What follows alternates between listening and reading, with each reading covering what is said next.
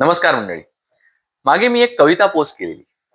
म्हणजे लेकीने लग्न करून जाताना वडिलांना तिच्या भावना मांडणारं एक पत्र लिहिलं होतं.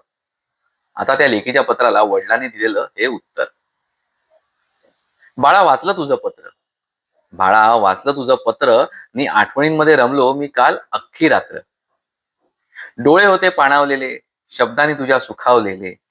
डोळे होते पाणावलेले, शब्दांनी तुझ्या सुखावलेले. पुन्हा पुन्हा वेचत होतो क्षण तुझ्या सोबत घालवलेले. लग्नाच्या धावपळीत नीट नाही बोलता आलं तुझ्या बरोबर. रात्री उशिरा बाहेर जाऊन आईस्क्रीम खायचं राहिलं तुझ्या बरोबर. हो, हो, तुला पहिल्यांदा घेतला हातात तेव्हा होतं माझ्या डोळ्यात पाणी. हो, तुला पहिल्यांदा घेतला हातात तेव्हा होतं माझ्या डोळ्यात पाणी. आणि त्याच हाताने काल कन्यादान केलं तेव्हा डोळ्यात पुन्हा तेच पाणी. तुझं पहिल्यांदा बाबा असं म्हणणं, अडखळत ते पहिलं पाऊल टाकणं. तुझं पहिल्यांदा बाबा असं म्हणणं, अडखळत ते पहिलं पाऊल टाकणं. शाळेच्या पहिल्या दिवसाचं रडणं, ते आवडीच्या क्षेत्रात करिअर करण्यासाठी धडपडणं. हे सारं अनुभवलं.